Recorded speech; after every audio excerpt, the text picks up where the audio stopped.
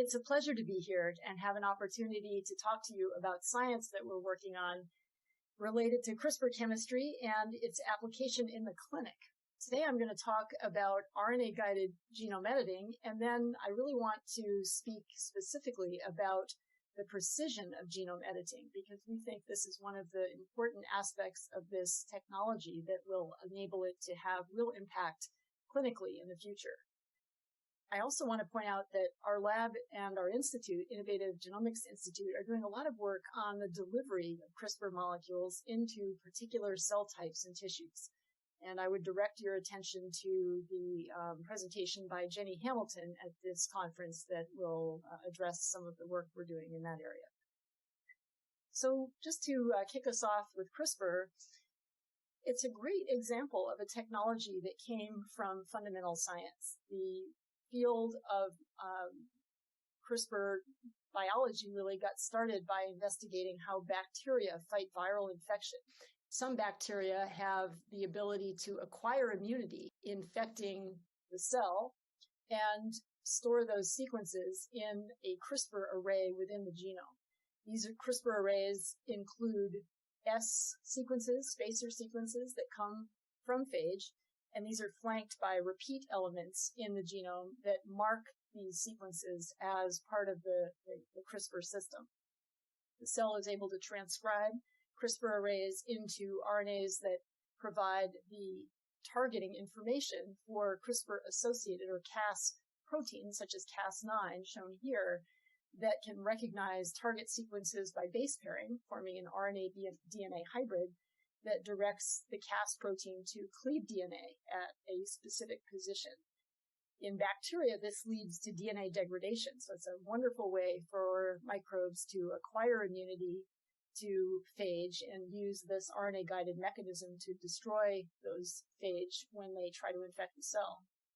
And by investigating this biochemistry, my collaborator Emmanuel Charpentier and I published back in 2012 how this system could actually be harnessed as a technology to edit the genome. And the idea here is that RNA-guided CRISPR-Cas proteins, because they have the ability to target specific sequences, can provide the impetus for DNA repair that leads to site-specific DNA editing. RNA-guided DNA recognition over the last decade has been developed as a powerful whole toolbox to not only disrupt genes, but also replace them, control transcription at particular sites, diagnose the presence of RNA and DNA molecules, and image the genome, all using this RNA-guided mechanism. And so understanding how this works, we feel, has been fundamental to harnessing these systems as technologies. And our lab continues to investigate the mechanics of this process. But today I want to focus in particular on application. So one of the reasons that I founded the Innovative Genomics Institute a few years ago is that CRISPR as a technology has incredible potential to impact people's lives if we can figure out how to make these tools more broadly available. And in the clinic, two of the key questions that we've been aiming to address are shown here. One is how we can deliver genome editors into particular kinds of cells.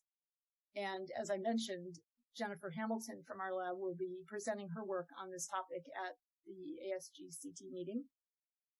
And the topic I want to discuss today is how we ensure editing precision. Because if we're going to ultimately be using genome editing in vivo, in situ, without the ability to do in vitro analysis of the editing outcomes, we certainly need to make sure that these editors are making the right edits in the right place at the right time in the right cell to be effective. And that's really what we've been focusing on in our precision work. And so to introduce this, I wanted to show a cartoon from a recent study out of Carl June's laboratory in which they used CRISPR-Cas editing to make changes into the T cells of patients with cancer. And this is a part of a very large effort in the field to harness T cells for therapeutic applications And genome editing, we think, will play an important role here because it enables targeted changes to be made to the genome of these cells that can control their behavior. And so in this study, the June lab, as is now done routinely for these kinds of clinical approaches, took T cells from a patient, used CRISPR-Cas RNA-guided genome editing to modify those cells in vitro, together with introduction of a chimeric antigen receptor template using a lentiviral vector. And then those edited cells were introduced back into the patient. So this is all done ex vivo, which is expensive and requires a lot of manipulation of the cells, which increases the timeline for this therapy as well. So we imagine that in the future, it might be possible to do all of this kind of manipulation to cells that are actually in the body, so doing this in vivo. And the question is really then how we can deliver these kinds of molecules into T cells in a targeted fashion in vivo, safely and effectively. In addition, once these molecules get into the T cells, they need to make the desired changes to the cells. And so we've been interested in understanding exactly what happens when CRISPR-Cas9 gets into a cell, makes a cut in the DNA, and then triggers genome editing or DNA repair. Much of the time, this kind of editing triggers either non-homologous end joining or, in some cases, homology-directed repair. And so you get a targeted change to the genome that can be very effective in making modifications to gene expression. But occasionally, there was some evidence in the field that these kinds of breaks to the genome can trigger chromosome loss. And in particular, there was one recent study in which a group looked at one particular example of a guide RNA introduced into T cells that could, in some low percentage of cases, trigger a chromosome loss in those cells, which would obviously be an undesirable outcome. We wondered 4 things. First of all, how general is chromosome loss during Cas9-induced genome editing in T cells? Second, what factors influence Cas9-induced chromosome loss? Third, is chromosome loss clinically relevant? And fourth, can chromosome loss be avoided? And this project was initiated by Connor Susha, a talented graduate student in the lab, with consultation by Jamie Kate, a professor at UC Berkeley. So to answer the first question, we investigated the occurrence of chromosome loss using a 400 guide library that could direct Cas9 to cleave different sequences across each chromosome in primary human T cells. These were active and inactive genes, and there were targets on every chromosome. And what I'm showing here is the outcome of an analysis using single-cell RNA sequencing to investigate chromosome loss. And what you can see is that on average, if we look across all of these different guides that were used in this experiment, we found that just over 3% of targeted cells had a whole or partial chromosome loss that resulted after Cas9 cleavage. And so that suggests that this is a general kind of event that occurs after Cas9 cutting of DNA, at least in primary human T cells.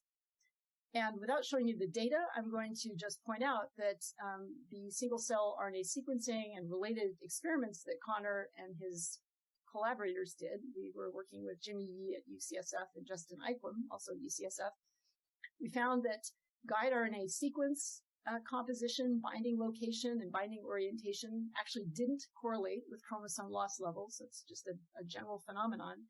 We found also that T cells can persist in culture after chromosome loss, although with reduced fitness. And finally, we found that chromosome loss also occurs during CAR T cell generation using Cas9, and that was work done in Justin Eichwem's lab.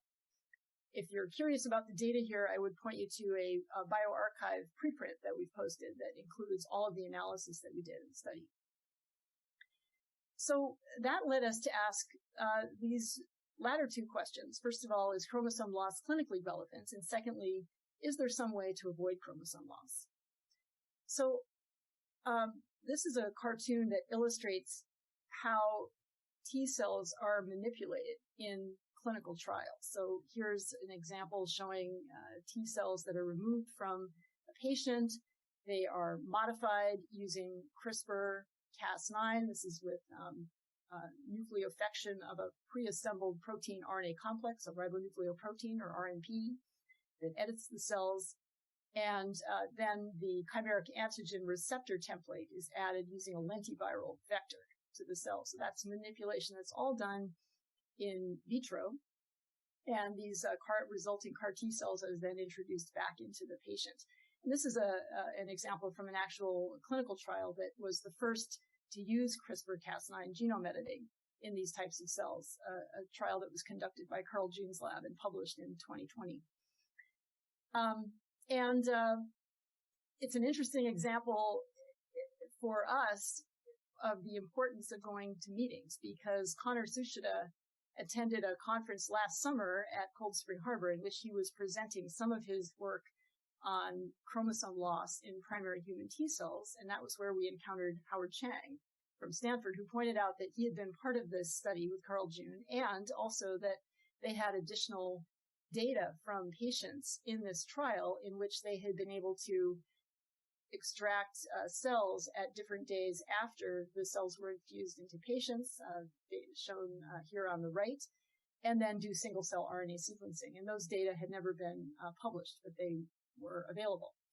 And so in collaboration with Howard and Carl, we were able to analyze those data to have a look at the amount of chromosome loss that was occurring in the T cells that were infused back into these patients.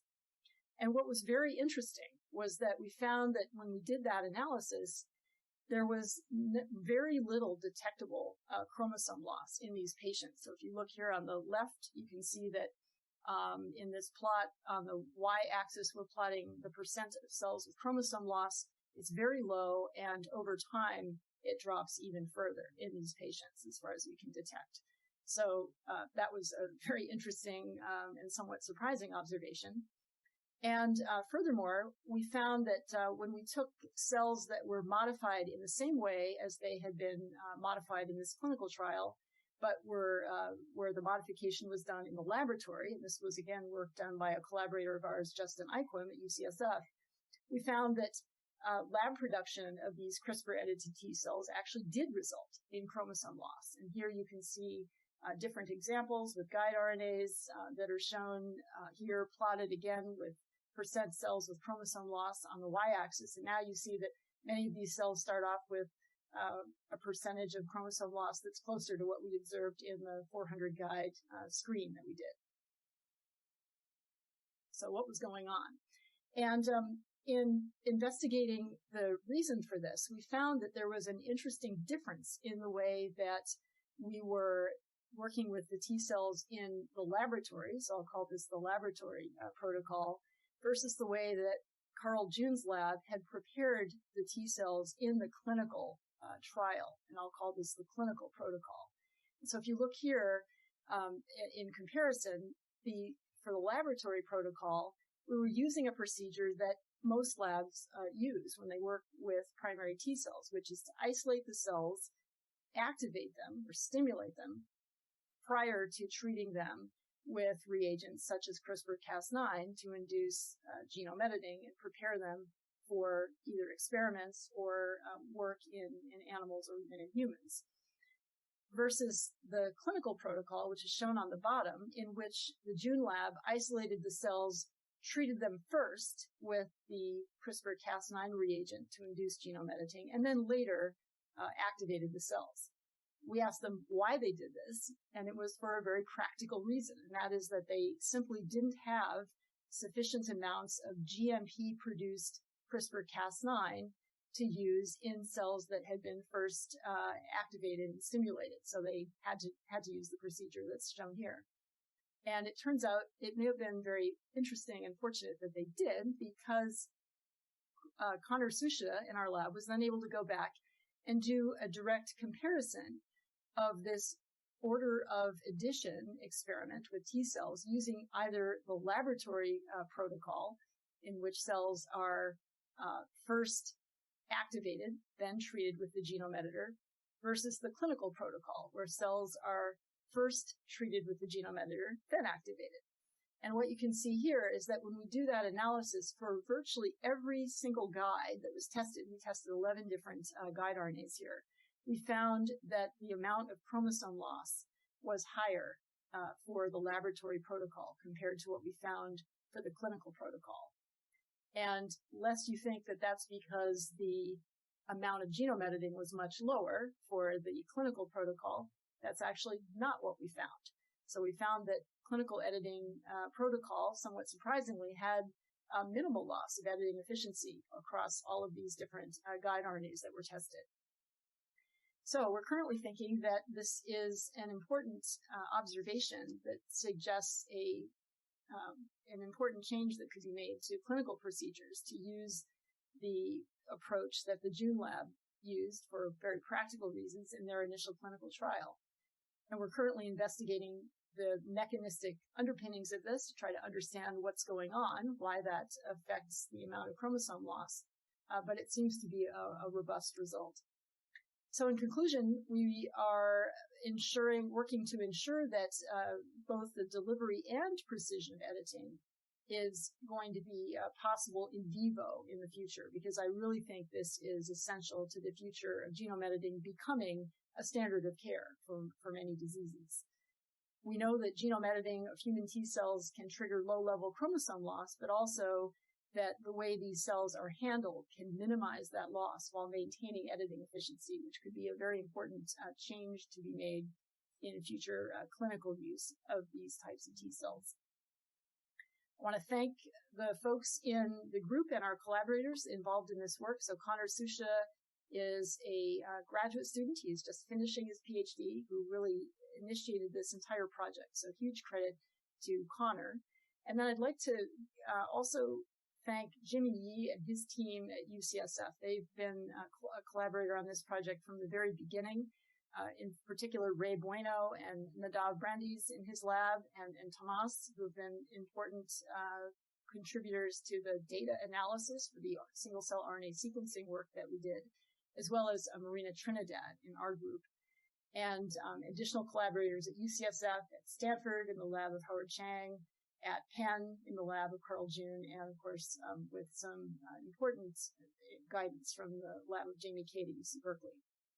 And finally, I just want to thank my entire group. I invite you to learn more about what we're doing at the Innovative Genomics Institute on the web, and also thank the various agencies and groups that have been participating in all of this work that's been done collaboratively across the Bay Area. And thank you for your attention.